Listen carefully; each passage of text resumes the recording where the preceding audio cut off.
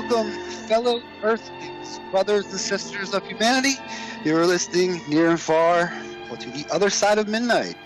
And yes, this is not Richard C. Hoagland's voice you're used to. This is filling in from today. This is Will Farrar, one of the imaging team members. You guys might have heard my voice on here a time or two again. I have been on the show exactly 1 year from now. I started with Richard. I met him and was booked on the show. So he's not feeling well tonight, so we're going to send him our love. And as they say, the show must go on. So he has passed us graciously the torch, and he's handed us the keys to the Enterprise for a little while. And boy, do we have a show for you tonight. Back to Mars we go. We're going to be focusing on the Gale Crater. We've got an interesting, one of the biggest panels I think we've ever tried to put together here on the show. We've been real ambitious. It's going to be a 2-night show. So if tomorrow night, please, after the show today, check out our Twitter feeds, the Facebook feeds. Let us know what you think about the pictures. Let us know what you guys think about, the storylines, everything like that. And we'll be back again tomorrow night, same time, same place. And we're going to talk a little bit more about it. So it's been, I get about 5 minutes. This is the first time I think that I've had about 5 minutes that I can actually talk before the break. And instead of doing some news items, I figured I'd share with you guys the year I've had since I've met Richard, since he can't be here to defend himself right now. Not necessarily defend himself, since it's been one heck of a year. We've been all over. I've had the pleasure of being a space correspondent and rubbing elbows with some of the elite at NASA, at ESA, the space agencies, when I guess boldly asked me to go down to D.C. and join the Space Science Week about 6 months ago. That's basically where I got my first taste of the bureaucracy and the actual how the scientists think about anomalies and basically that type of it was that type of setting in in the nation's capital. It was a beautiful place, beautiful building, the Academy for Sciences. I met Richard through basically, like most people, you've heard him on the radio. You've seen him on, especially if you are in anything paranormal. Like myself, I've been doing paranormal stuff my whole life. I've really been interested in the space aspect of it since the internet came out and NASA started putting their stuff online. Fortunately, Richard and them were back doing it when they had where they actually had to, I think, pay for the pictures and have them sent to their houses, and you didn't go to a website, you actually bought them. So I heard him pulled up his enterprisemission.com, which is still today a great website where he's got so much stuff just sitting there. We're talking moon anomalies, Mars anomalies. He's gone everywhere when it comes to that, all around the solar system. He's written so many books, and it's for people. We're going to have a special show tonight. We're going to have a regular team, which is the imaging team, where we come on, and we probably have two or three times a month we try and get on and show you guys pictures of the latest missions that are out there. But we're joining with some special guests tonight from a group called UFAH, which is the United Family of Anomaly Hunters. There are so many people out there that are interested in this and are actually willing to help us. We have a group members of about over 20, I think, maybe now, different groups. Our logo up at the top if you wanted to check it out. And as I'm talking, go ahead and start pulling up the othersideofmidnight.com. As always, we're going to be doing the radio with pictures. Go there, hit radio with pictures. If you want, while you're there, you can sign up for the 19.5, Club 19.5. It's wonderful, so you can listen at any time, get the podcast, listen wherever. But great if you want to start doing that. There are a lot of images to look at. Let's see here. We are at the break. We're going to take a 3-minute break here. We're going to come back, and I'll introduce our guests from UFAH and the rest of the panels. Good tune. Is like thunder in the air, 'cause the promise that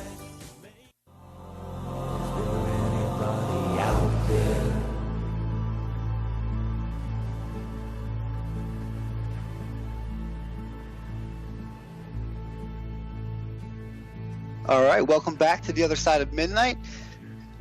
We're here with, our astute image paneling guests. We'll get right to it because tonight the pictures are the thing we want to talk about. So go ahead and pull up theothersideofmidnight.com. Go ahead and hit Radio with Pictures. You guys have probably know that by now. And I'm going to introduce my guests here. We've got Keith Laney, who has been a wonderful help to me lately over the last year, teaching some of the things we didn't know, more scientific pieces of the anomaly hunting game. Keith, he's a space imaging, processing, and anomaly specialist. He's from Charlotte, North Carolina, not too far from Maryland, Eastern Shore, here where I am. He's a husband, father, grandfather, artist, copper master, amateur space scientist, avid promoter and supporter of space exploration, a very avid and a loud one when it comes to it. His primary passion of his life is about half above space imaging. So I think that's about most everything I talk to him is space imaging. Keith, how you doing today? Hi, how you doing, Will? Good. Richard has given us the keys to the ship, and we're going to do what we can. And we really brought the good stuff to knock them out today, right? We planned on doing a 2-night show, and looking at the pictures above, I think we've got enough to do that. A good start, at least. Oh yeah. Well, we brought the good stuff, and the thing about it is, we're getting the good stuff. Yeah. You know, yourself, the last few weeks have been a heck of a ride as we went through those mounds, regardless of the safe mode incident and, the things that we've talked about and the smudging in certain areas on the imaging. We're getting some really good stuff from Curiosity. And as I'm looking through this stuff, I started doing the gigapans, putting all these images together into great big scenes.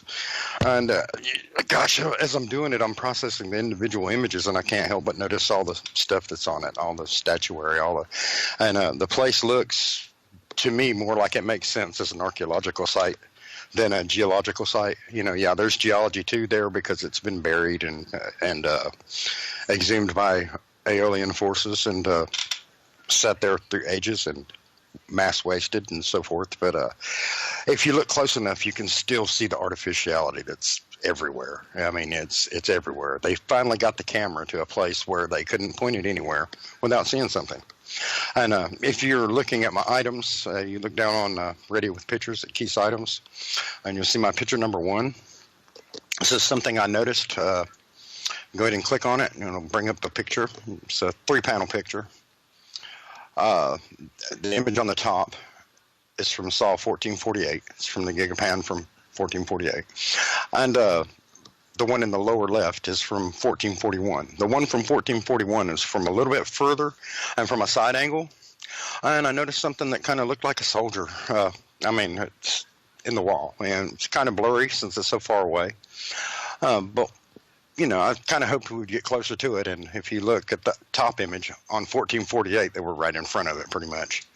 And they got a nice picture of it. And though the very bottom of it is blocked off by some debris that's in the front, which is kind of curious in itself if you look at it, you can clearly see the thing has 2 eyes, a nose ridge, some kind of artistry around its head. It's pretty remarkable. And for me, I'm an imaging guy, and I have to see things from a couple different angles and a couple different lighting schemes, and that does it for me. When I see something like that, it's from far away, it's recognizable. From close, it's really recognizable. That's a half-buried statue, about a totally buried statue, or it's a statue head, or maybe it was a carving that stuck out of the side of this, what used to be building, but is now just a pile of rubble.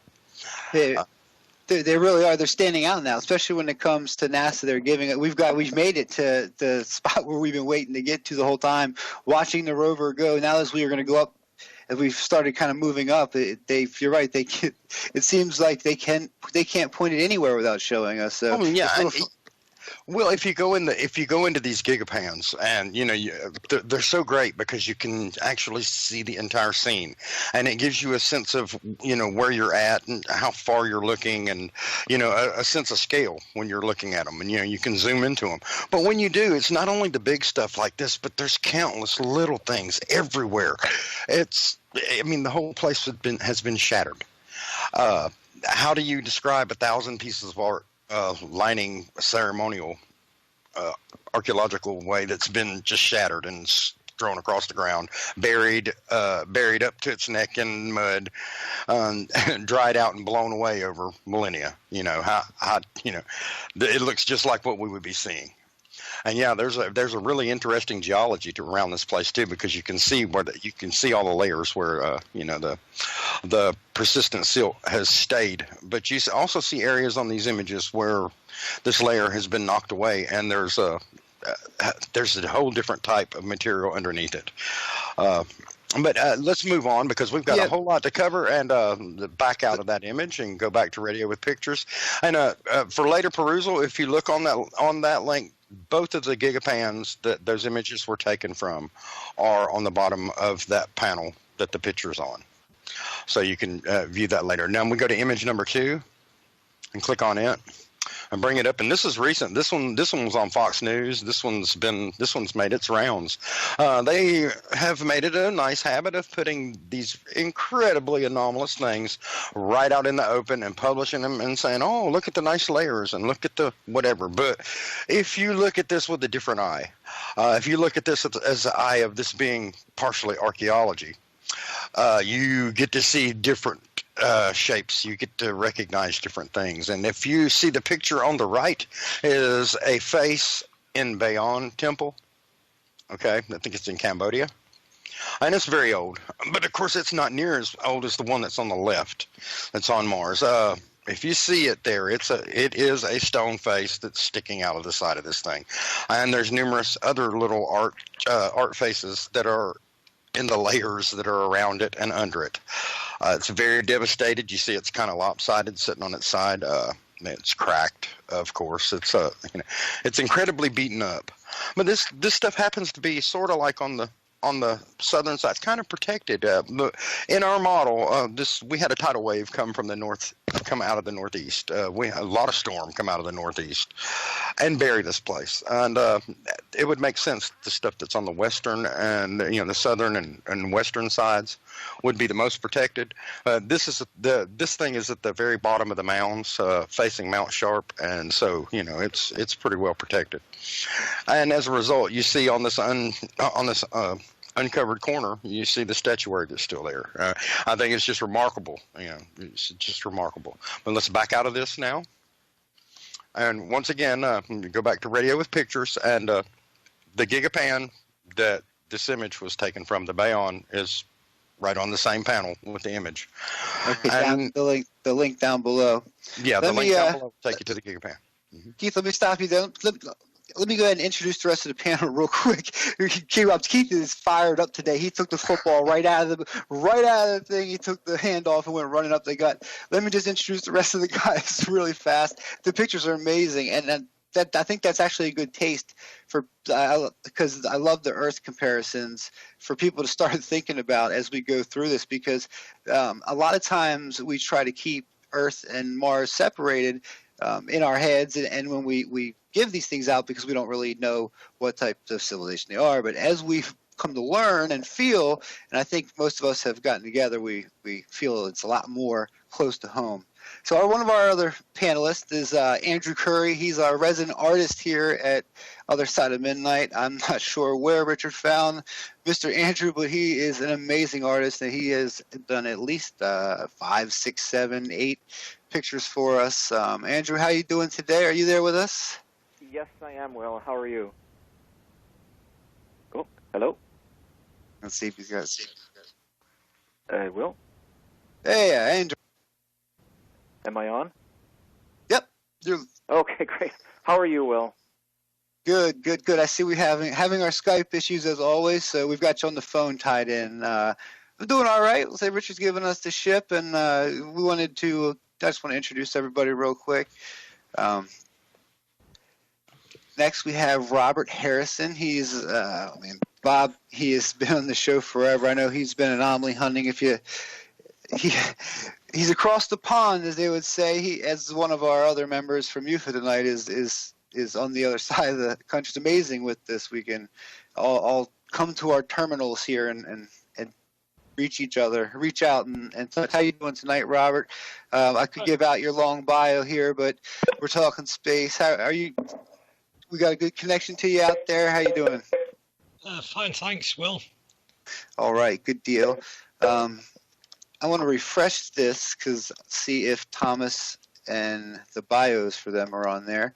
It looks like they did drop off my last connection, but I know them well enough that I can say myself. Chris Moroney, he's one of the new. Usually, I should introduce you guys first. You guys are the new guys. That's what Richard did to me when I was here. Chris runs the channel Mars Anomalies out on YouTube. He's recently one of the new members of UFAH, United Family of Anomaly Hunters. Chris, are you there with us? Yes, I am. What's going on there, Will? Not too much, man. I'm just trying to get into get into this with not having Richard here, and you know that goes. He's good at driving us through these pictures, but you look like you brought some of your best to the game tonight. So we're going to come back to you here, but everybody after the show, please go check out the websites. I mean, there's enough information on just Chris's site alone, and our next guest and final panelist. I think this is the largest panel that Richard's ever had on his show. We've got Thomas Jensen. He runs the MarsMoonSpace.com website. He was, I think, one of the founding members of the UFAH. How you doing over there? Hey, hi there, Will. Thank you for letting us in here. I'm honored to be on this show here together with you and Chris and Andrew, Bob, and Keith. And so I'm actually going to start since Keith got it all fired up. I think let's keep with you, Thomas, and we've got a little bit to look at some of your photos. Do you want to tell a little bit? You're from English isn't your first language, right? I'm born in Denmark and of course speaking Danish. So I hope you will have patience with me. And I hope you understand what I'm saying. I will try to do my best to speak as clear as I possibly can. Well, you're absolutely loud and clear here, and I think these pictures are going to stand for themselves. So why don't we go ahead and get people, like I say, if you're at othersideofmidnight.com, hit the good old radio with pictures. We did it here first. And radio with pictures. What's a wonderful idea. It's a wonderful concept. So everybody gets to sit here and drive. Why don't you go ahead and start with your images, Thomas? I really, some of my favorite here, some of these. All right. Thank you. The first one I shared with you here was a curiosity image from Sol 120. And when you look at the picture, it's one of those few pictures from NASA when you enlarge this, you don't have much doubt about what you are looking at. And what you are looking at is something that does not seem natural created. This looks like a little construction, maybe a foundation from a little building. I tried to do some different. You can see in the picture I've put 3 other pictures up of the same anomaly that I have pointed out. One in gray and one in the original color and one in a little more colored version. This looks like a foundation of some kind, and I have. We at the UFAH have a robot. It's called it's a little joke, but it's called an FT2000, and this it's our rock, so to speak, when it comes to measurement of size. I'm of course talking about my good friend Neville Thompson here, that does measurement for us, and he estimated this object to be about 1 meter wide. So this is not a huge object that we are looking at here. It's how to say it? Yeah, 1 by 1 meter approximately. So what we are looking at here could be a very small object, depending on who built it or the size of those who built it.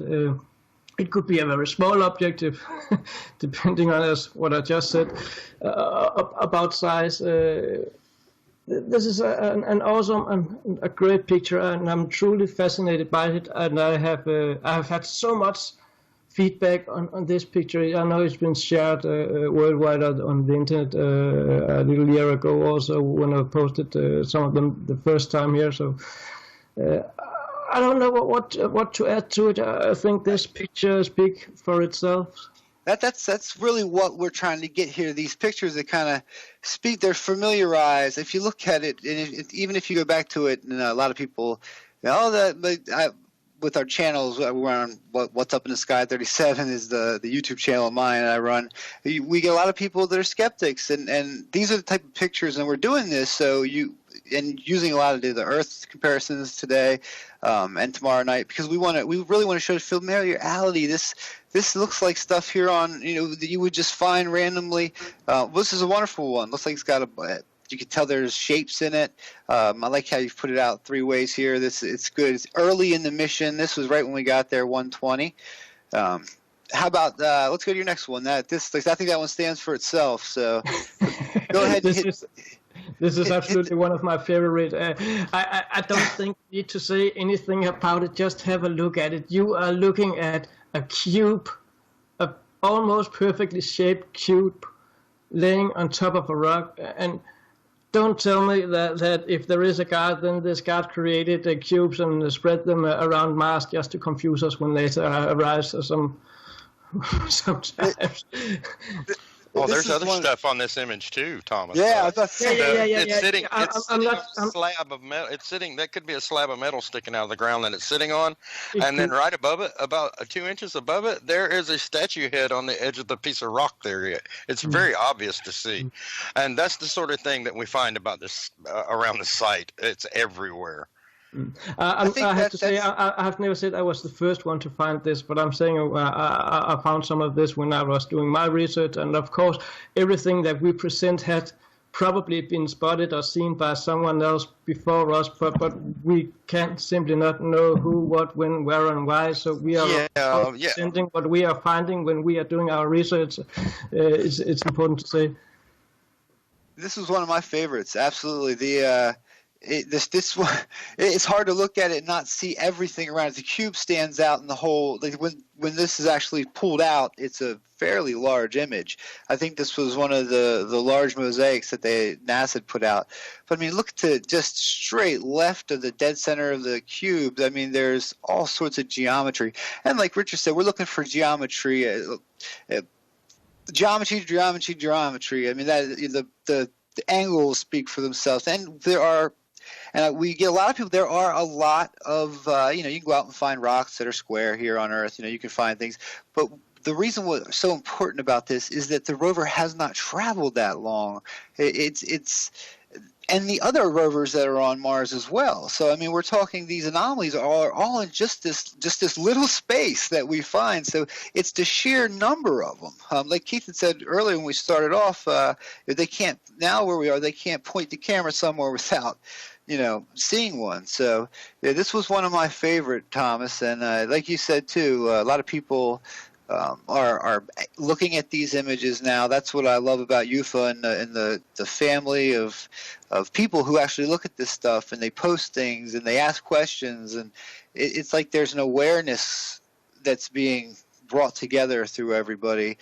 And even, gosh, that piece right above where I was, on that left side, it just looks like the hood of a car or something. This looks like sheet metal that has, that went through what happened, and this was one of my favorites ever. It's for sure an really amazing picture. We've seen so many pictures from the Martian surface where people are seeing things and imagining things in it, but this one you can see for sure that the shapes of it, and you can see that it doesn't look natural, and that's what's most important for me. It's not a natural created object that we're looking at. That is what we at the UFAH want to bring out to the people. That is all these objects that doesn't look natural. We want people's awareness of this, and I have to add, when you presented me, yes, I am the co-founder of UFAH together with my friend Billy Carson, and we did of course try to find the best of the best anomaly hunters to add to the UFAH family, and we are still adding anomaly hunters, anomaly researchers to the group as they are appearing on Facebook and other social medias. And I have two of the best with me from UFAH. That's you, Will, and that's Chris. that's also here today with us on this show, and I'm happy to be a part of UFAH, and I'm proud to be a part of UFAH. Well, I am as well. As we're running up on the first break of the we're going to go ahead and let's hit back and just take a quick peek when we get back from the break here. We've got about, I think, 30 seconds or so. I want you to go over number 4 when we come back real briefly, because this was the one where you and I had first met. We'll give a little quick story and we'll go into that as it comes out. The tiny wheels and axle. It was one that is another image that's just striking as always. And the MSL 729. So if you guys want to go back to othersideofmidnight.com, click on Thomas's number 3, and when we get back from the break here in a minute, we're going to go ahead and we'll take a look at that. But take a good stare at that, and sometimes let your eyes see. Like Richard says, Other Side of Midnight, you see things a little bit differently than you do during the daytime when you get those midnight hours. All right, we'll be right back.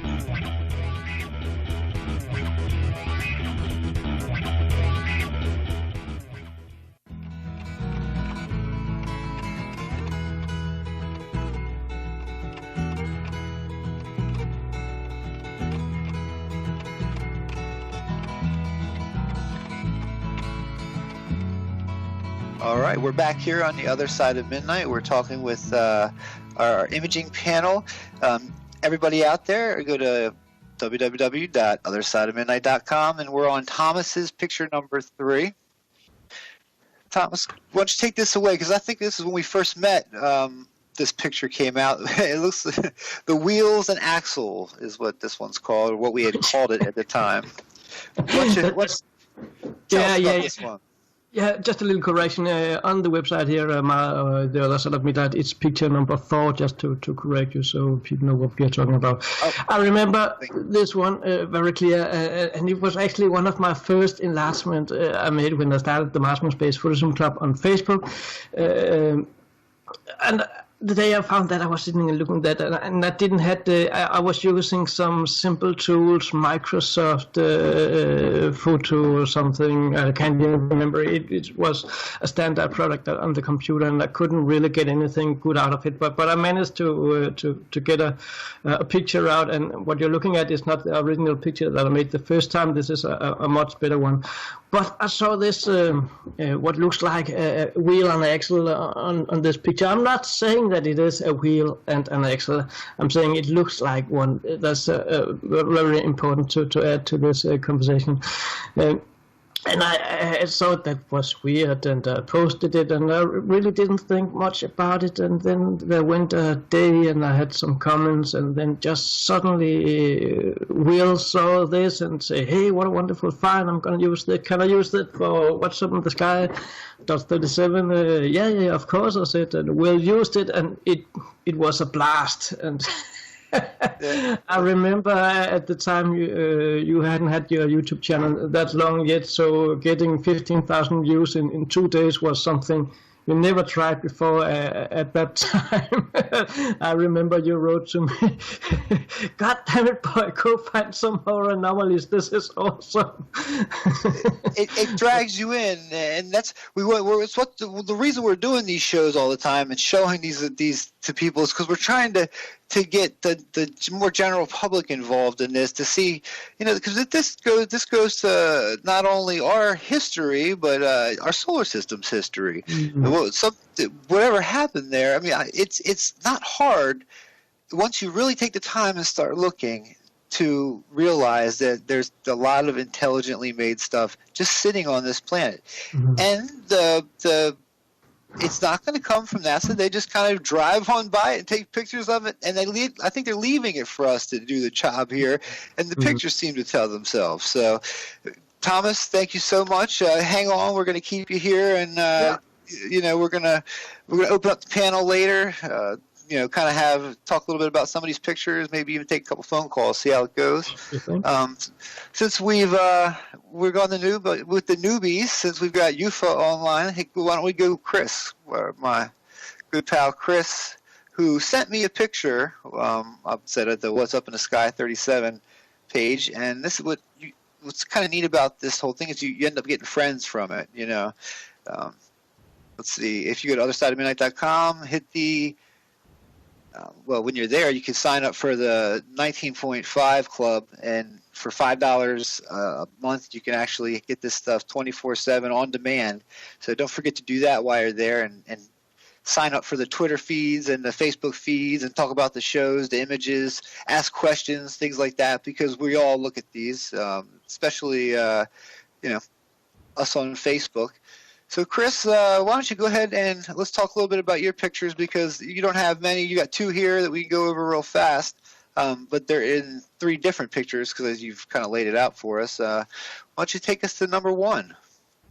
Yeah, thanks, Will. I mean, I decided to go back. I'm going to use the term old school because these are like from Sol 198, 173. This is when basically after the Curiosity is finished stretching its legs, so to speak, and doing its own diagnostics. But what I like about these photos, they're probably the least molested photos, if you will, and not, manipulated, obfuscated, and stuff like that.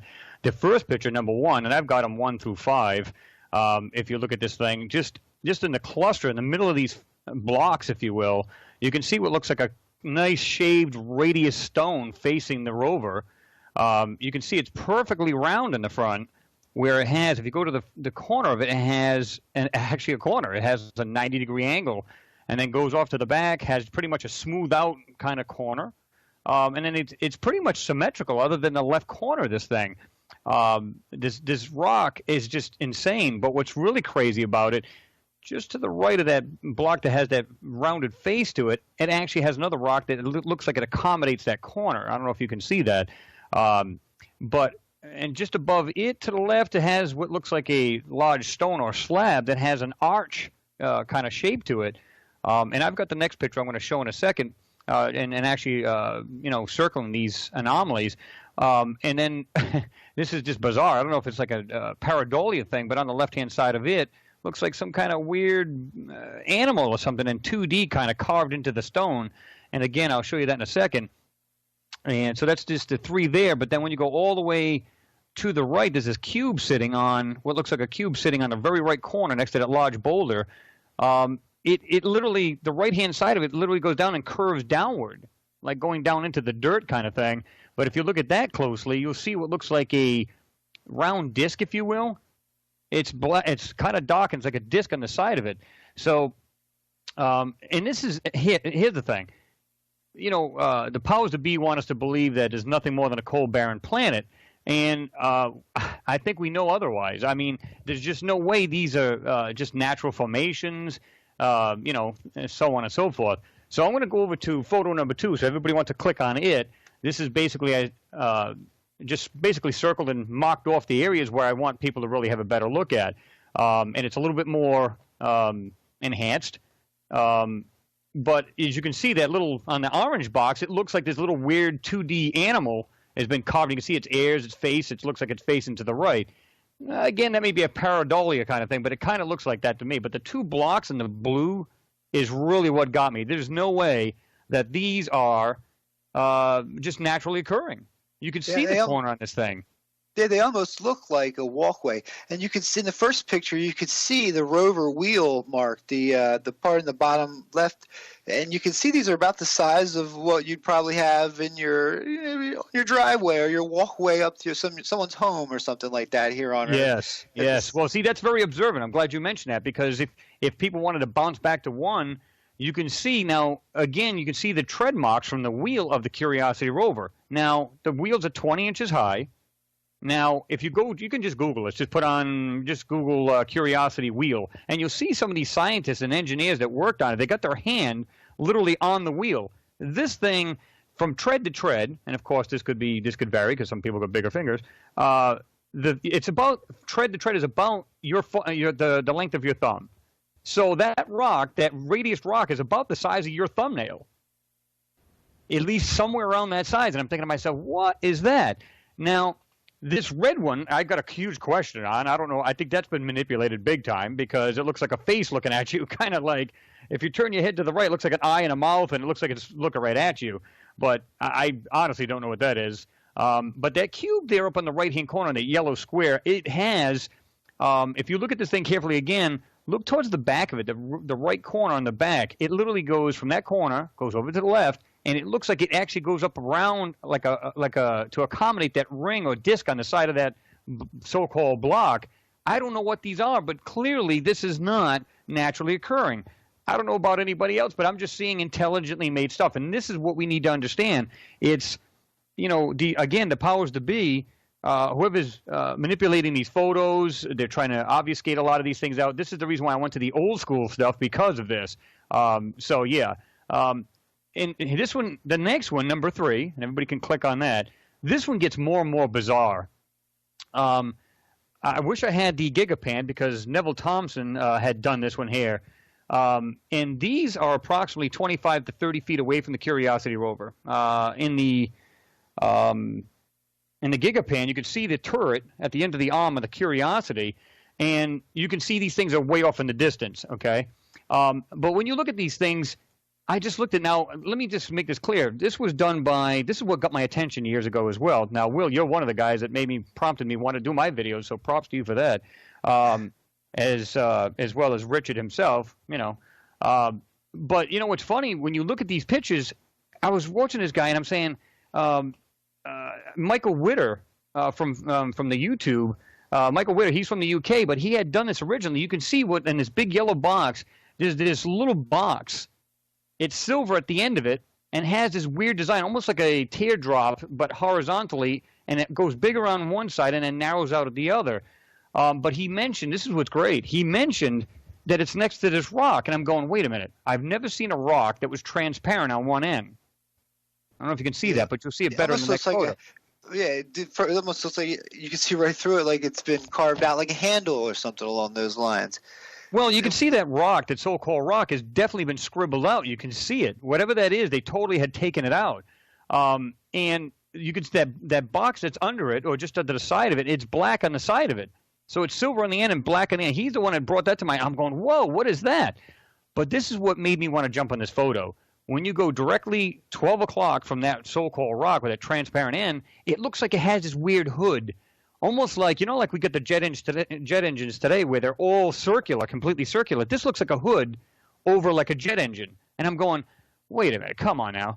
And I'm looking at these things, and the more I look at it, I'm just going, these are intelligently made. And the other thing, again, it may be our pareidolia, is that it looks like there's a car sitting on top of whatever the heck this thing is.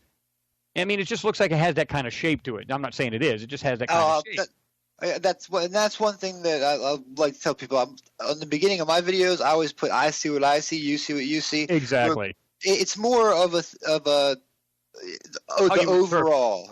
How you interpret it, and a lot of times that throws people off. Oh, a car on Mars, crazy? No way.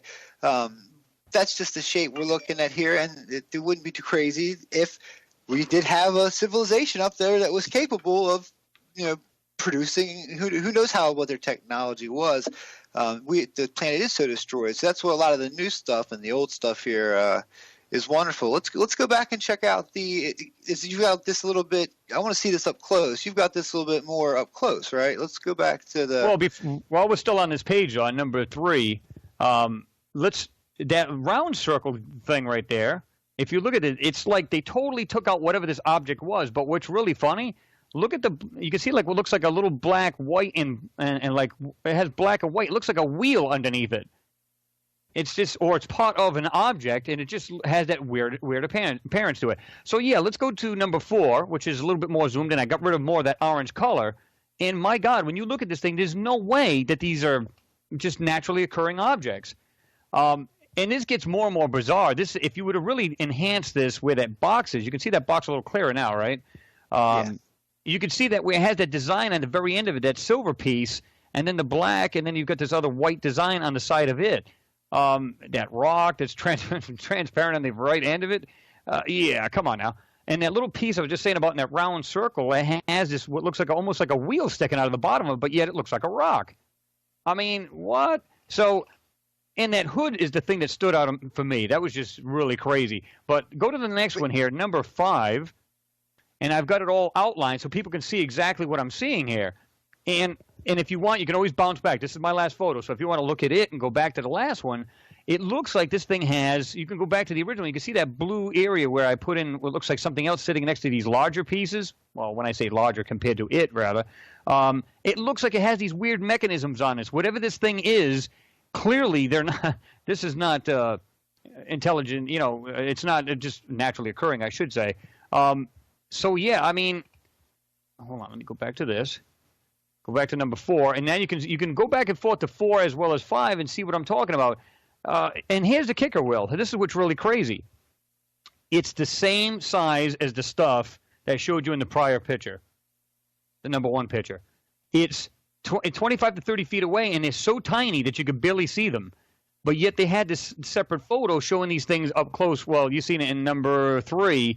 That's what it showed in their photo, meaning NASA, JPL on their site. That's what you see. That's the original photo. And you can see that. I'm going, how does anybody look at that and say that's just completely natural? It doesn't make any sense.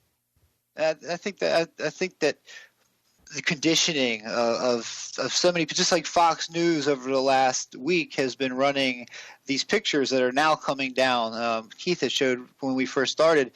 They've been basically hammering home every single day. I've taken video of it and put it on and passed it around to the group here of them actually coming out, you know, every hour on the hour and showing those pictures and normalizing to the idea of sandstone, water erosion, things like that, which can shape rocks. And we all understand that.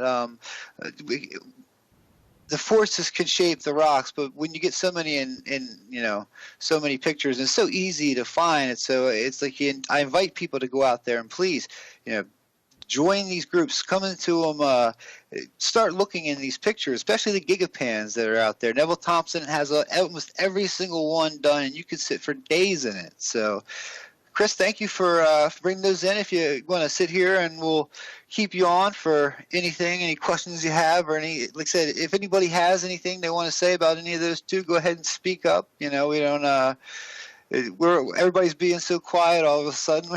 Usually we don't, we won't be quiet and we won't shut up. So if anybody has anything to say, please come on in and say it. But let's go ahead and go across the pond to Mr. Bob, and because he has done some wonderful work, and this is some of our first aerial images. We don't have many of the aerial images because a lot of what we want to show you some of the up close stuff. So some of these are amazing. Hi there, Will. Good morning, there, sir, or good afternoon, or whatever time it is out there in your side of the world. 10 to 9. All right, in the morning. So we were asked to provide, or the assignment was 5 amazing images from Mars. I've cheated a bit because I've done 5, I hope, amazing posters, collages of images taken from orbit. So if we click in Radio of Pictures, the first image, this number 1, the structural grids of Mars. Oh, wow. And if you could click that image again. Once you've clicked it, most browsers will allow you to click that again, so you can bring it up a little bit bigger as well. Just want to bring that. Didn't want to interrupt you there. So the amazing scene in this poster is just to emphasize that there are ruin-like features eroding out of the surface of Mars in lots of places far flung from our more familiar Cydonia area. So the first one at the top there is the slopes of Mount Sharp, which Curiosity rover is skulking around the foothills of, and you can see quite a strong grid pattern, structural type features of perhaps a large archaeology buried under the gunk that's been dumped into Gale Crater, where Curiosity is going around, and the 50-meter ruler there is 164 feet. And then the second one down is in Western Argyre, and this is about 1.2 miles across, and possibly the structure, the crushed structure of a buried archaeology, a super building eroding out of the surface rock there. That's the one that's by the parrot, isn't it? Yes. Yeah. Yes, okay. There's actually a bigger area than what I've shown here, but this is the area in that image which is most prominent. And then we get down to the gridded hills of Ariadne's coals. So there's an example there of the very gridded patterns you've got. I think that image is, well, the cells in that grid, are usually about building size. So I don't know, perhaps it's 1,500 feet across that one. And these grids are important because this is, especially from the top, the top one where Curiosity rover is, those grid patterns that just screams civilization. We build all over the world when coming into any airport at night, or you're coming out of it, so you see grid patterns everywhere. Andrew, you wanted to come in and say something here about one of these? Yeah. Hi, Bob. How are you? Morning, Andrew. Good. So, Bob, I just wanted to cut in because I think it was last night during Open Lines, Richard had a young woman call in, and she was a little bit frustrated with when Richard uses the term geometry. And this is such a perfect example of, exactly what you said, that this is geometric. These are right angles repeating over and over again, which scream artificiality. We don't get that consistently in nature. So, anyways, carry on. Thanks. Well, excuse me. Right. And so this one at the bottom is amazing. Well, the black and white image just below that, they're room-size cells eroding out of another hill in Ariadne's coals. And then right at the bottom, we go right off the surface of Mars to the grid-like patterns on the Mars moon Phobos. Now, Phobos, we know now from the space probes that Phobos is between 1/4 and 1/3 hollow. We don't know if that's hundreds of millions of little spaces or room-sized spaces within it. And of course, Phobos and Deimos are in very unlikely orbits for captured asteroids. Yeah, Richard tells us a lot about that being some sort of station, or it's very, very odd little potato-shaped thing, isn't it? These grids on it are absolutely amazing. So not only on the planet's surface we've got these type of patterns and grids, and that's the importance, the form and function, that type of that should grab your eyes, especially if anybody's been on a plane or has used Google Earth and just kind of looked over some of every city, every town. How big are these on this bottom one? Give us a little bit of scale here before we move on, on the Phobos one. Well, I think Phobos is about 12 miles long. Its longest axis. So if you take one of the largest squares there, that might be about 1/2 a mile on the side. Very, very. I mean, so that's basically, so we're looking at what this thing is. Did you have to do a lot to get that out? I mean, that bottom one absolutely astounds me. It's a Mars Express image of Phobos, by the European Space Agency, and it's a very noisy image. So yes, it took a lot to get that out. All right, we'll go on, click back, and move right along. This has been one of my favorites. Right, the second theme is going to Cydonia now. The second theme is geometry at Cydonia, which you wouldn't expect in a natural environment. So concentrating really just on the D&M pyramid, which is close to the face on Mars. And the D&M pyramid it's five-sided, and it's bisymmetrical. It's mirror symmetry down its longest axis. And when you get, this is a Mars Odyssey image, which is quite low resolution, and at these low resolution images, it's as you can see, the left and right sides flipped, mirrored over. They're very similar, both sides, and you get unlikely geometry within the facets and the proportions of it, as you can see in all the little images below. And it's so important. The math, how you've got it, it's how you've laid it out here, especially with the star shape to it. I mean, this should be clicking in people's minds now, and looking at this stuff, thinking about what we have here on Earth. I mean, this is even more spectacular than some of the pyramids we have here. I mean, with the 5 sides and the way whoever could build these type of the longest axis of the D&M pyramid is 2 miles, and of course the theory is it's an arcology, which is a town city contained within a single structure,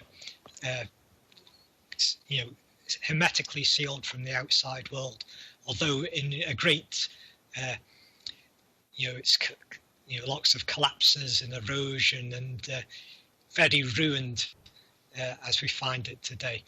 Yeah, if you want to see it too, Bob, I've got both of my D&M request images from High Rise. I've got them up on the Gigapan site.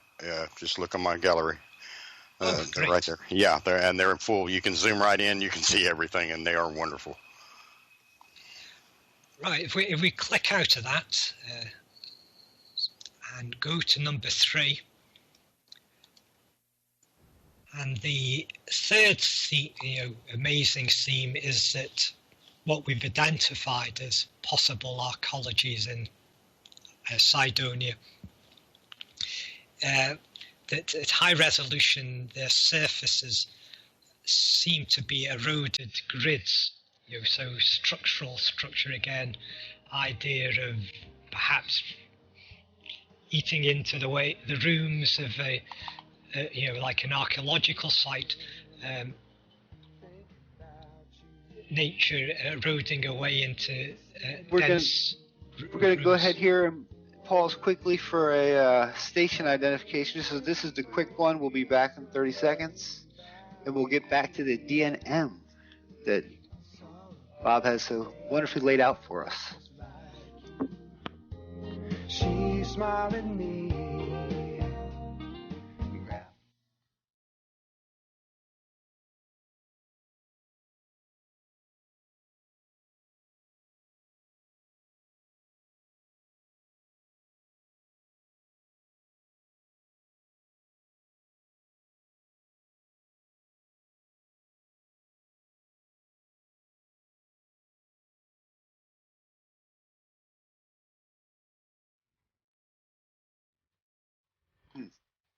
Well, that's a good song there.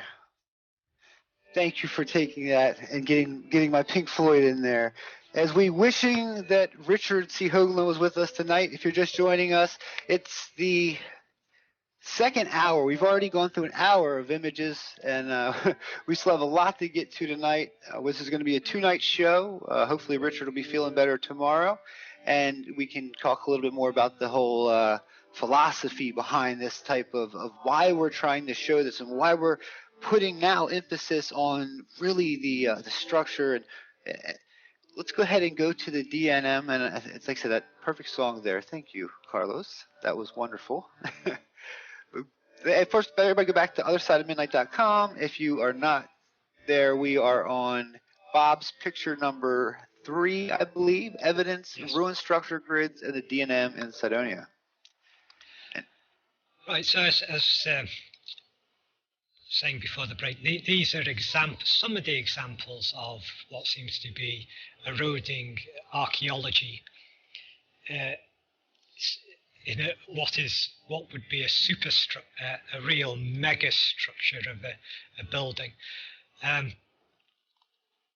These are I've huge got, rooms. Look at the well, grid. They're huge. That is amazing. The grids that are. I think that top one, less rooms, perhaps just structure. We don't know whether things have eroded through the shell of the DNA meatid we treated as an archaeology, or we're actually into the eroded into the what would be the unprotected interior yet.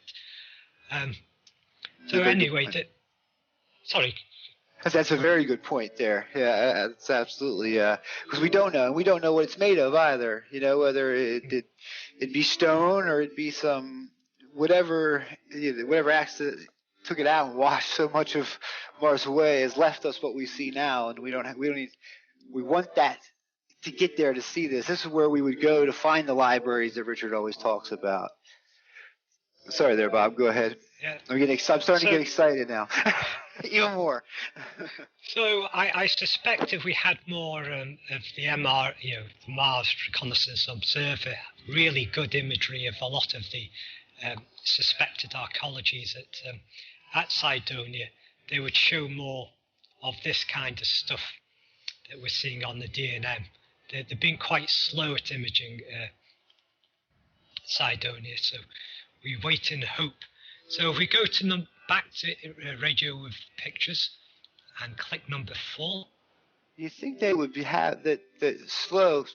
It's almost like Curiosity, where Curiosity's named Curiosity, yet it doesn't seem curious about anything that it drives by sometimes. When you see something with that type of that unique patterns, grids, and then on top of it, the actual pattern itself. It's amazing that we don't have hundreds and thousands of pictures of this area. So go ahead, number 4 here for. Yes.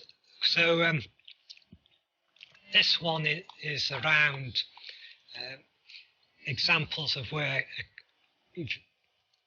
we seem to have had large-scale interior collapse in archaeologies.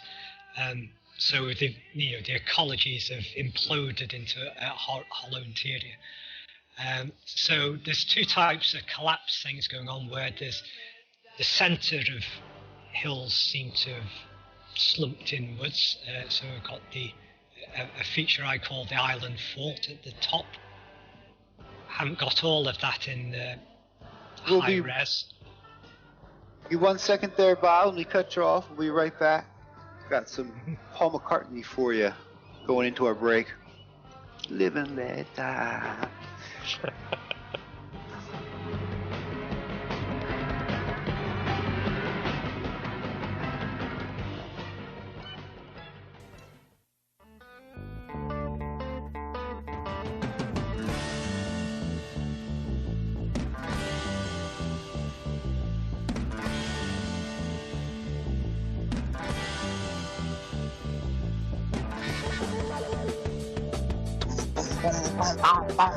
We're here getting you guys live.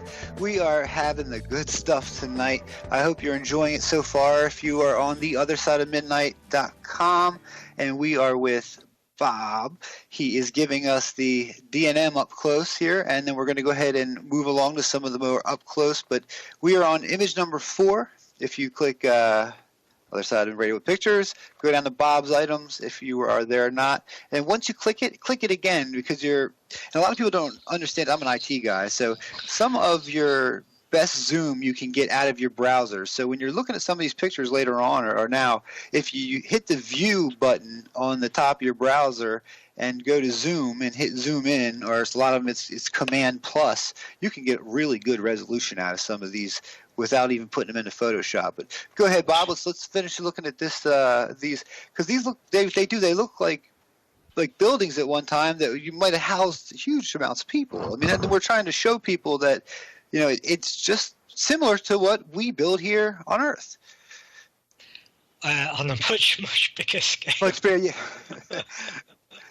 They were grand people when they looked, when they built, they definitely built big. So we have scrolled down. So we've got the island fort, which is next to the. For people who've read Richard Hoagland's monuments of Mars is that island fort is close to the cliff. Then we've got the collapsed mesa, which is quite close to the face on Mars, another centrally collapsed feature, and it's at really high resolution. I'm sure we'd find a lot of the stuff we just saw on the D&M. Then something that's just southeast of southwest of Richard Hoagland's Cydonia city, another centrally collapsed mound, and I can see, even at this kind of resolution, there's interesting gridding around its surface. And then there's an entirely kind of different design of archaeology, which is with a strong central core and then sort of radiating strong points with the residential or living zones between those walls. And then the erosional pattern is you get these alcoves eroding into the mound, leaving behind the original edge of the archaeology as a wall, and then things sinking down between that and the peak as a kind of moat. So we've got the Super Bowl mound. This is about 20 miles north away from the face on Mars. You can see around the edge there's various evidences of this sort of subsidence into the interior around the edges. And then part of the Super Bowl complex, we've got the west mound of the Super Bowl city. And so you've got a collapsed side there and a double-walled, very complicated outer edge of where the slope originally went to, and some, with the black arrow, some grids seen there. And the coloured image outlines the higher points of that outer wall, and to the left of it is the area which is slumped, collapsed, subsided, and which was probably living space at one time, enclosed in the shell. So we go back to radio pictures, and we go to the final concentrated burst of anomalous Martian goodness. We've got this is a lot of this has been picked off the internet. With Martian artifact, Martian fossils searches, or image searches on Google. Some of it's stuff I've noticed in the past. So the top stuff is some oddities from Spirit rover, which may have been, as it was moving towards the Columbia Hills, may have been moving towards a set of artificial hills, the remains of some kind of artificial island or archaeology.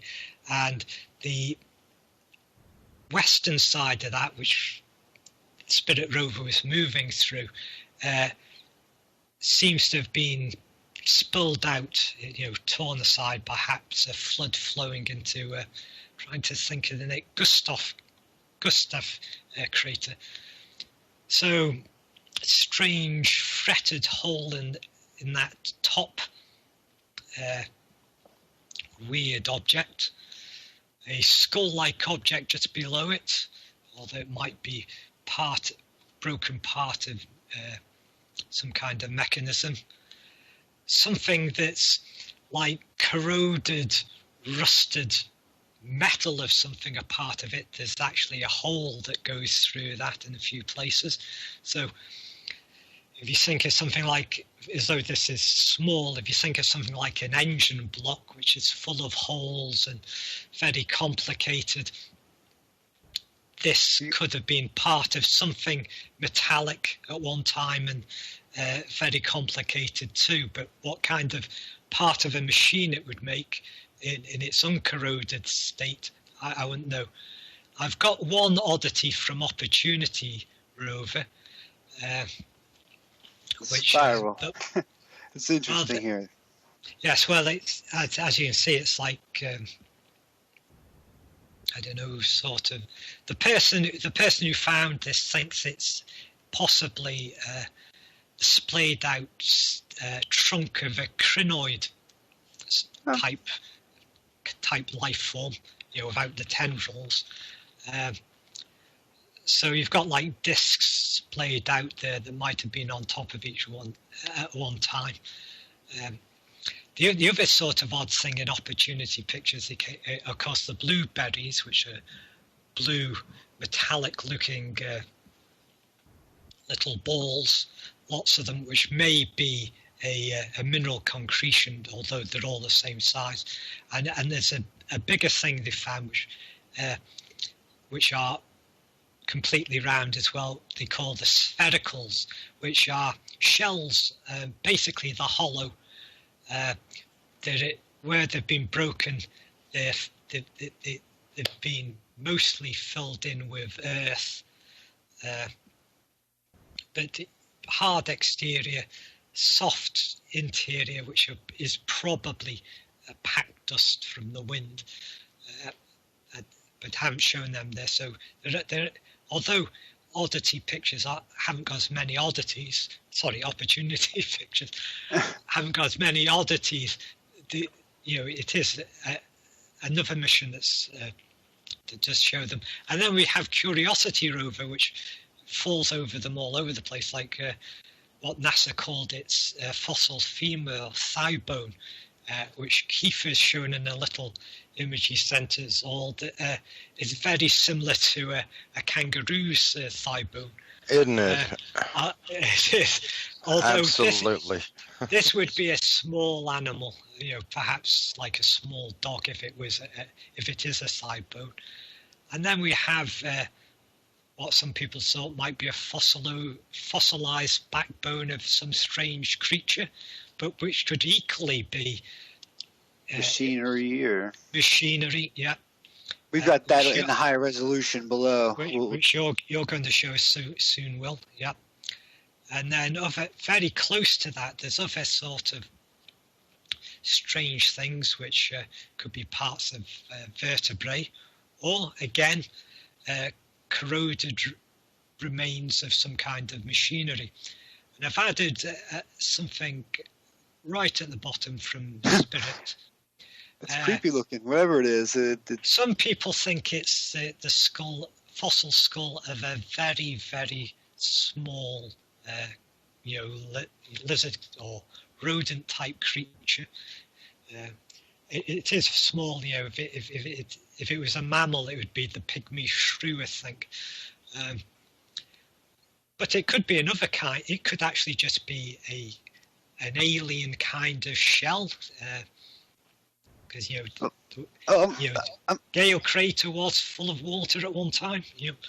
Exactly, and that's something that we've absolutely know that's been admitted by the powers to be and NASA, and we found even what looks to be seeping up, liquid. Now we've gone over on this show. We actually 2 days after we showed it on the show, it came out and said, NASA came out and said that next time they see one, they're going to try and actually sample it. So it surely. I should have said Gustav crater there, but that's another crater with a river channel flowing into it, which they believed was filled with water. So that's my 5 collages. Well, it was nice to see the stuff from up top too, because it gives you.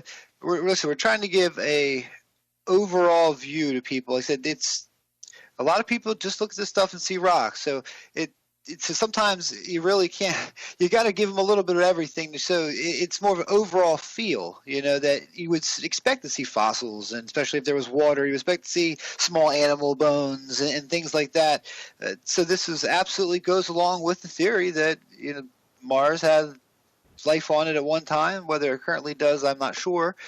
Maybe in small areas, pockets, something like that. Who knows? But thank you, Bob. your 5 are kicking it.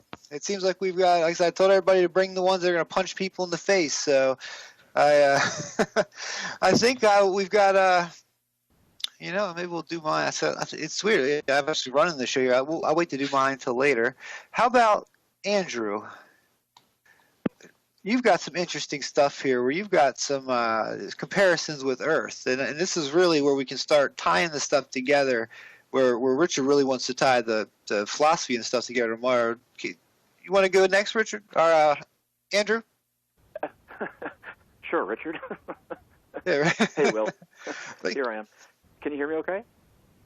Yeah, you sound good. Okay, great. So we'll go to radio with pictures, and under Andrew's items, we'll click on the first one, which is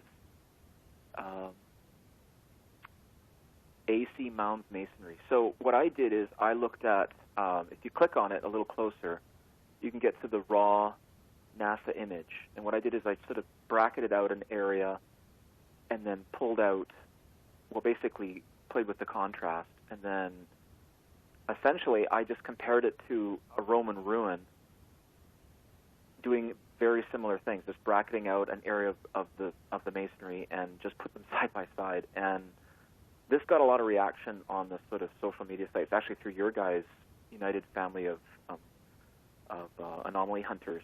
A lot of people really like this because it was just pretty basic and plain, and you just see this over and over and over again in the mounds. Like Keith has brought this up many times, and in fact, Keith's Gigapans, just to plug them, everybody everywhere should have a really close look at this stuff. He's done some really beautiful work. So is Neville Thompson. That's where we all sort of saw it first. So we got 2 guys we know of that are doing some amazing work. And when you just scroll around this stuff or roll around this stuff, it's magnificent and it's awesome. And you see this kind of thing, this masonry, over and over and over again. And I know, I think, Will, you've picked up. Sorry, go ahead. This is the same. The Gigapans really open it up. This is the same stuff, Andrew, that they're plugging on Fox News. They're showing this and saying it looks like a desert. And it's water washed. This is the same stuff. And I love how you've put it here. I saw where this got great fanfare because it shows. When we think about, when a lot of people look at this stuff, I think they want to look for that perfect, absolute perfect block, perfect thing. This shows, just like here on Earth, that sometimes you build with what you got, and it's not. They don't always line up perfect after time, and who knows exactly how perfect they were when they were there. But that's one heck of a comparison there, especially in the middle too. Down here now, so the bottom part here, the part of the arch, is that where the black and white is up at the top? You've put here the comparisons. That's where that's coming from. That's amazing. Yeah, that's you can do any kind of Roman or Greek ruins. This happens to be a Roman one. It's called the Olba Aqueduct ruins in the ancient city of Olba. Anyways, this is in southern Turkey. Actually, there's a lot of amazing stuff in Turkey. This is pretty incredible. In fact, it might be something we talk about tomorrow night. It was an area in Turkey where they made, and Keith brought this up. Keith, if you want to chime in, it's about what we believe a lot of these mounds are burial mounds. And there's some amazing burial mounds built in huge structures in southern Turkey. I can't recall the name right off the top, but it's something that we might talk about tomorrow night. But yeah, Will, I mean, again, like you said, you see what you see, I see what I see. We're not saying, I'm certainly not saying this is an aqueduct valley at all, or a temple area, or a burial mound. But like you said, it sure has a pattern that is very similar. And like you guys talk about and Richard speaks about, because of the atmosphere on Mars, the erosion is different and possibly slower, even if it's older. Am I getting that right, guys? Yes. Yeah, yep. Okay. So I mean, this is what we see over and over again. Go ahead, Mike. So Thomas, Thomas has some. Go ahead, Thomas. Go ahead, interrupt. Yeah. Come on in. Yeah, thank you. Come on the show, buddies. Come on back in, my UFAH family. Let's go. This is a party. Come on. Looking at Andrew's picture number 1 here, that's awesome. Really, really awesome. And I have also been looking at similar structures just like this, and I have seen so much of it. I'll see if I can find some of the images similar to this one just presented here for tomorrow, if that is possible also. Good one, Andrew. Yeah, thank you. And it's amazing, and I know when I get a lot of feeds from your guys' stuff, which I just think it's great you're on, and from all of us, welcome in. And Will, did you mention that it was a year ago today that you first came on the show?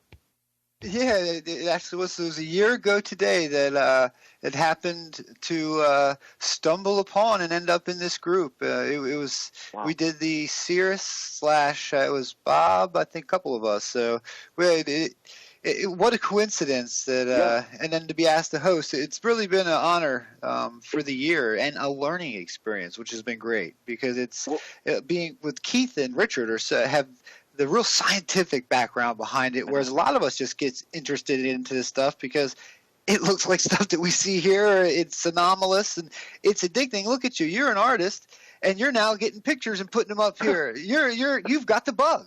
Man. And the late nights. But Will, I just want to say, it's so perfect, the bracketing here, that you have this linkage to us, the imaging team, and then you're linked to the United Family of Anomaly Hunters with Chris and Thomas, and so you're like the perfect host for tonight. So, Richard, we know. Sorry, go ahead, Will. Sorry. I was going to say at Richard's poor expense. I hope he's feeling better tomorrow and can join us for the whole philosophy of it. So we wanted to lay the groundwork for tomorrow. So, go ahead. Sorry, I interrupted you there. Yeah, no, I know we're there's so many of us and there's not much time. So why don't we go back to Radio with Pictures and go to my image number 2, which is Mounds Masonry, again, and it should open up. I know my computer's a little slow here. Okay, here it comes up. So this was, I found this first on one of Keith's Gigapans. Again, everybody, Neville Thompson or Keith, go and look. You can see the whole vista. Plug. And then I went and found the raw data, which, like you said, Will, you should do, and you guys can find that up top. And if you just kind of click on it, I did a little area, and again, I just sort of, I altered the color because I know, Will, you talk about the sort of butterscotch color that NASA sort of puts on this stuff. And what I said is, as on Mars above, so on Earth below. And so below is our images from the Olympian Temple of Zeus in Athens, Greece. And again, cornices and pillars and you name it. It's all lying around the ground. And we naturally assume when we see it here on Earth that, oh yeah, that's an ancient civilization. But the moment we see something on Mars that looks strikingly similar with, again, geometry, right-handed corners, perfect grooves going down, what just interesting anomalous features, which, yes, could be rocks, but they certainly sure look a lot like what we see here on Earth. So, again, it's pretty easy to lay it up there. We're not saying it is this, but we're just trying to get everybody to be a little more imaginative and think beyond just rocks. And we're seeing it over and over and over again. And it's not just limited to masonry or stone structures. It goes deeper and deeper than that, as Keith touched upon when he first began, which we could go to in my next image. Or are we getting close to a break? Well, I don't want to. We're about to hit it right now, right on time. We've got 1/2 an hour left. When we come back, I'm going to give out the phone number if anyone wants to call in and join us at the end. And we were back right after this. Like a carousel that's turning, running rings around the moon. Like a clock whose hands are sweeping as the minutes are.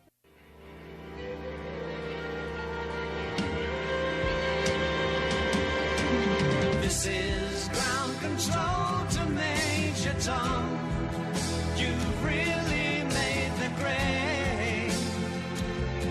And the papers want to know who shut you wear. All right, nice. The music tonight is just amazing. We are missing Richard C. Hoagland tonight, but we are on the ship and we are taking captain's orders. He handed us over the keys. And if you're just joining us, we're at othersideofmidnight.com. You've missed a heck of a show. Make sure you get your 19.5 membership. It's only $5. I mean, honestly, the amount of great material that's been coming out of this show recently, just to support Richard and his mission and all of us who, please come sign up. You get to listen to this anytime you want.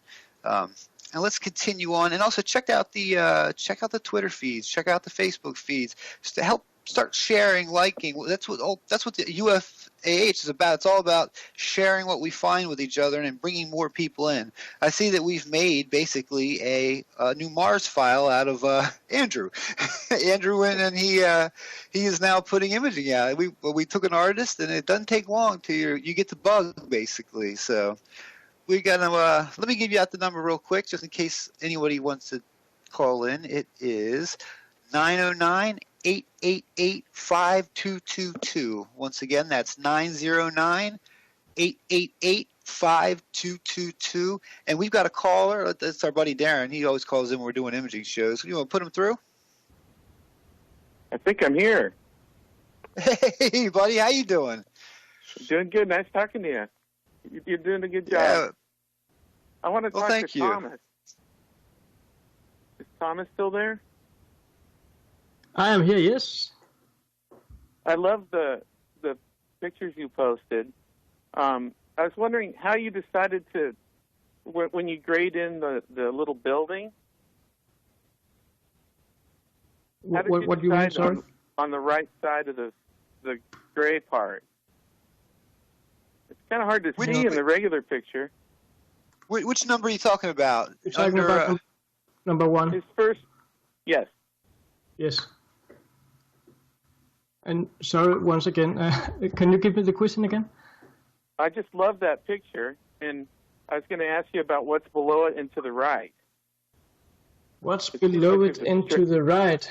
Oh, it does have a very interesting V-type. Is that what you're talking about, buddy? The V-type kind of shape to it?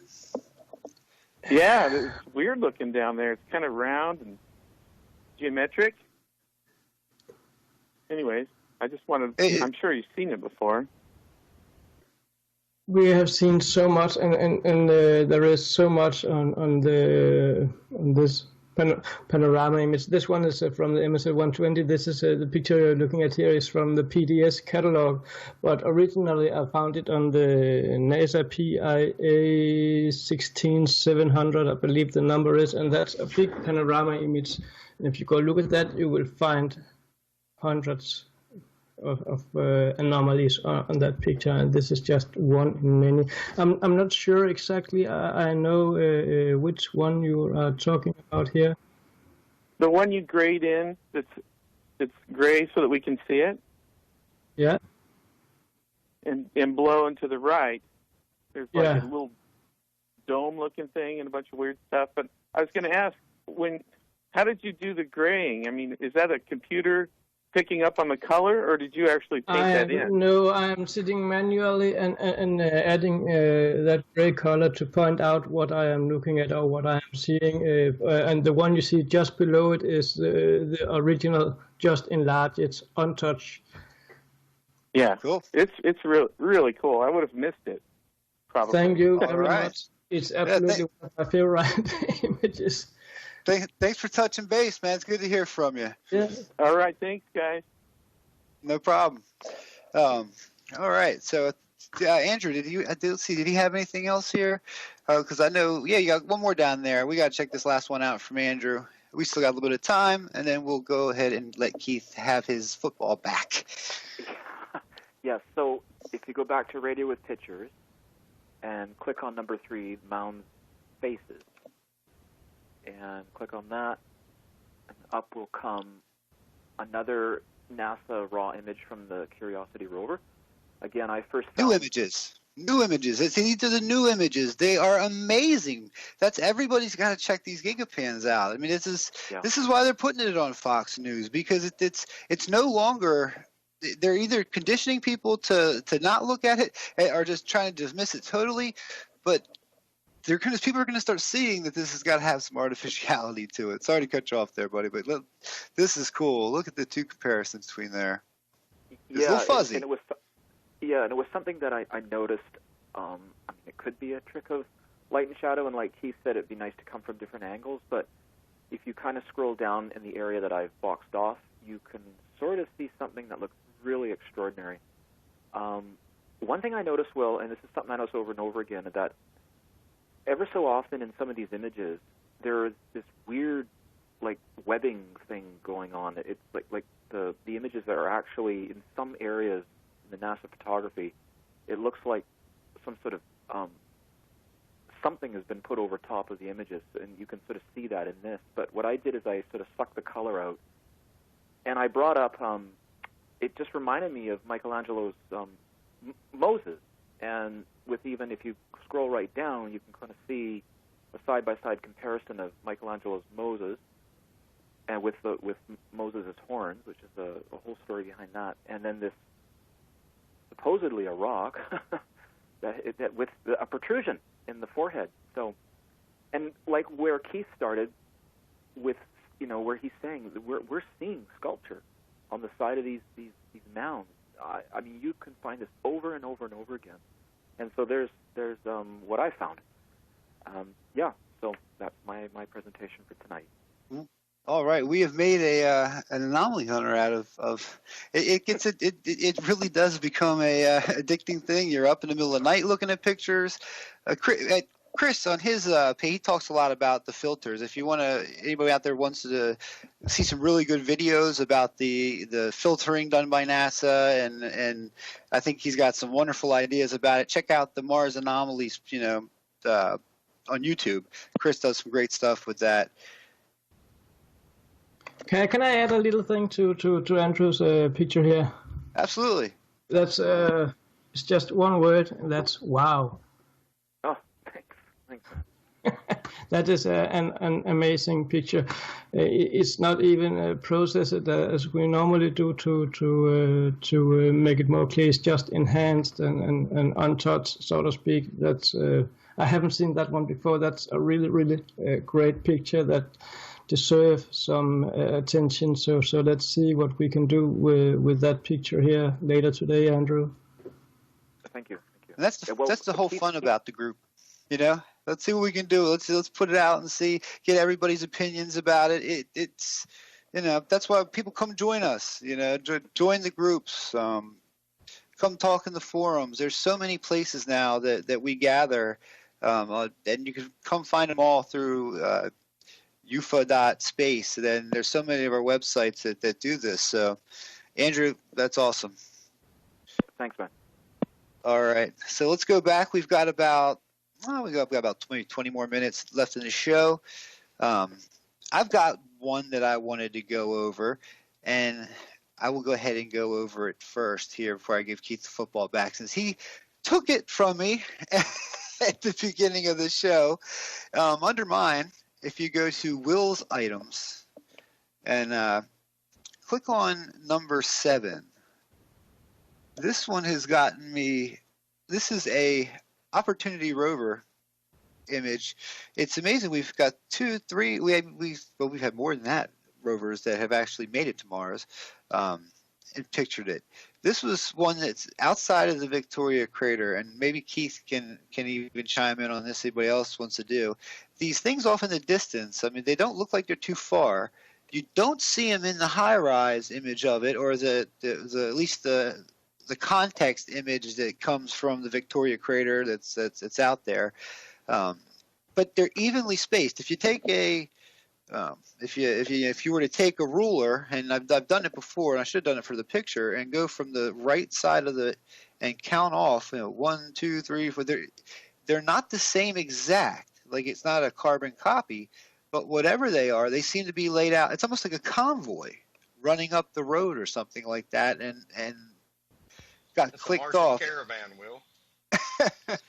Is there anything from the spacecraft that this could be? That I've actually wanted to ask that to you guys. I mean, Keith, you seem to be the resident.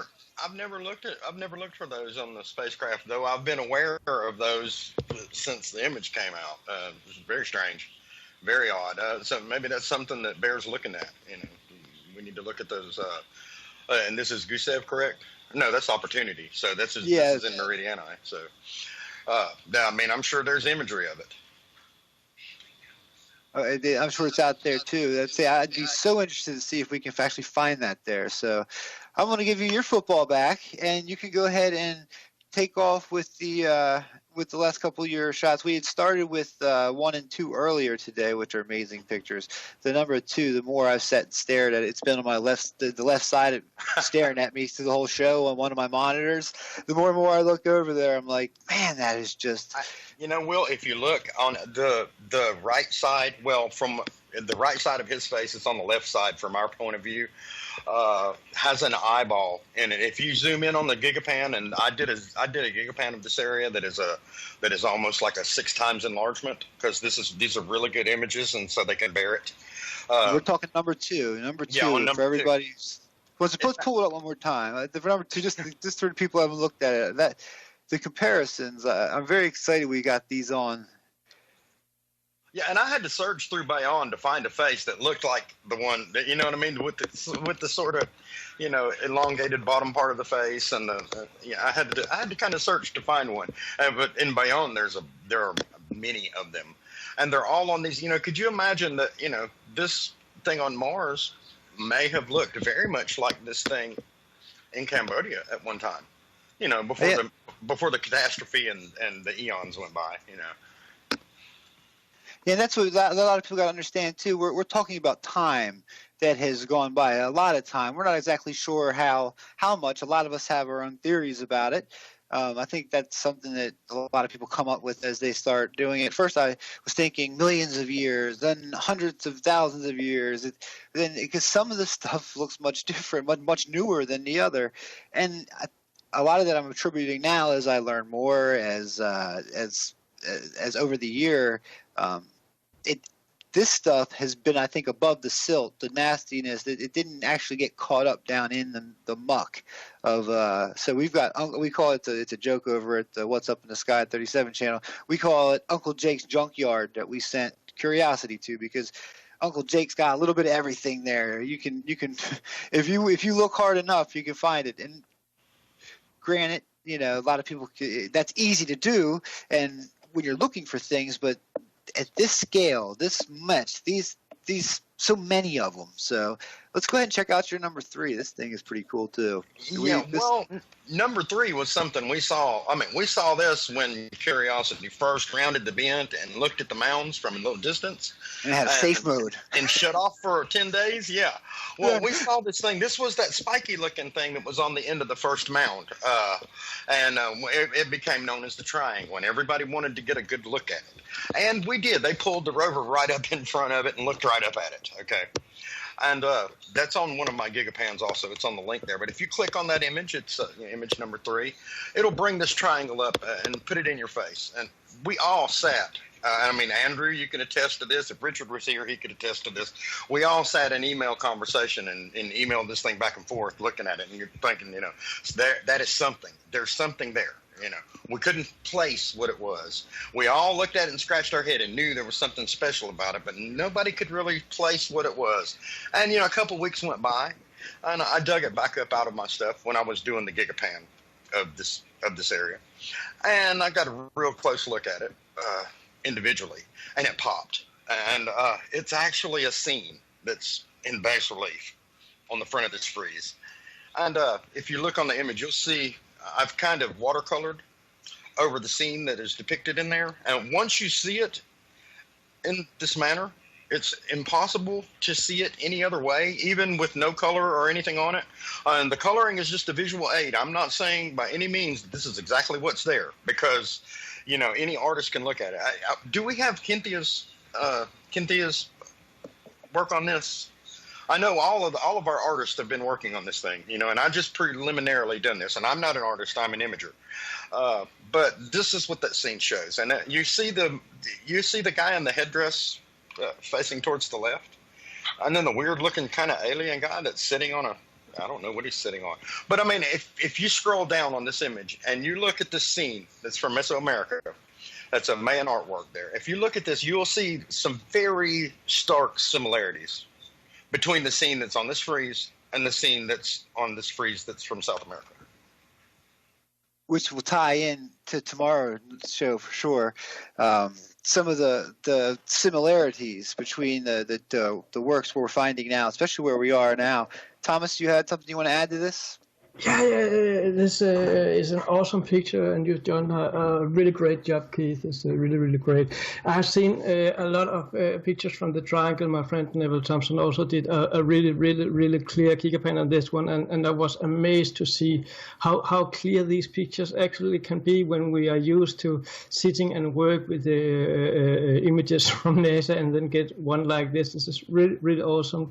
And about your picture number one, funny enough, we did a video last week of exactly the same gigapan that Neville Thompson made similar to yours, and we were discussing exactly the same area and that video will be out later today or tomorrow, and you can find it on anomalyhunters.tv or on UFAH's page on Facebook as well. And that gigapan you made there, Chris, Keith, I am amazed of your work. You are doing really, really great job, Keith. Thank you for your hard work. Oh, you're welcome. See, that's independent. That's independent confirmation. There, we've got people working on different sides of the world, seeing the same things. I mean, in these imagery, and really, these new images have drawn people back to Curiosity rover again. You know, I mean, it's like they really can't point it in any direction without hitting something. You know, and we were talking about the whole safe mode piece earlier. It was. They came around the corner and flipped it off for 11 days. So we think they might have taken a little ride around, and I've done a video on it. If you guys want to check out my website or check whatsupthesky.com. Well, I've laid it out there. To your stuff. You've got an image that I think it's your sixth one down. That you need to, people need to see this, man. Okay, you know what? Yeah, I forgot I had done this one. If go ahead and go to Will's number 6. This is what I did was I actually took some of our YouTube subscribers and I put it up there. Keith, you're a metal worker. I was reading his bio earlier. We've got a lot of people that come on after, you know, YouTube is such a wonderful area. When you get through a lot of the banter that goes on and the trolling that goes on, you can really meet some nice people. That's where I met Chris. That's where I've met, just met so many great people and people who send me pictures daily. My inbox gets about 100 each day. I see here sheet metal, like thick, like boat type material, like we are that type of thick, like something like one of our aircraft carriers would be made out of. That real thick type metal. What did you see here that you were interested in, Keith?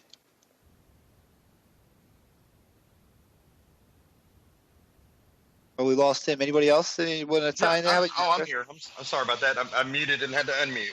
I see a mangled sheet of metal there. That's I mean, we don't have the same type of rust and corrosional processes going on in metal on the surface of Mars as we do on Earth. First off, there's no humidity to set up any sort of electrolysis. There's no oxygen, so that's free, so you don't have that same oxidation. And it's just like this guy on the YouTube says: if this thing is covered with a layer of dust and it's a thick enough sheet, it's indefinite. But you sound like you are in a rainstorm or something. Let's go ahead and Skype's messing up. I'm sorry about that. Skype's messing up on me. Okay, there we are. And if you look at the top, some of our, before starting, this was Joe Dan. Before starting at work aviation industry as material subject matter, if I was a machinist, a welder, a fabricator, what some of this looks like to me, deck plates. That's where I'd gotten that from. And it's great to get the independent confirmation from other people who are seeing the same type of things. I just labeled it sheet metal possibly, but you can see up on the right of the photo, there's cut into it goes from the color like that I call it butterscotch, and then it goes to the right where it's actually more gray. It almost looks like it's chopped up was almost like somebody sat there and chopped it up with a, like you're chopping up some dinner, your celery. And they look like they're the exact same distance. So I compared this to a lot of. I was looking at some old, from back in the day, pictures of exploded boilers. Because they're made out of those big, thick plates of metal, and some of the mangled ends of it. It looked a whole lot like the mangled end on this piece that's laying on the ground. And we're not saying that's metal. We're saying it looks like it. Yeah. That's the whole part. And when you get so many together, and like I said, we went and got our top 5. Really, I bet you we could come all back tomorrow with another top 5, because it was so hard to actually pick the top 5. When you go and do it. At least it was for me. I don't know about the rest of you. There's no way. I got a top 400. Yes. Exactly. So let's start.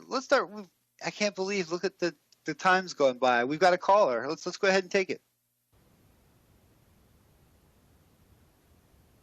Yes, hello. Hello. Welcome to the other side of midnight. I'd like to know what the possibility is that we'll be able to move planets around and put it into the Goldilocks area, just like the way Saturn is. Is it possible that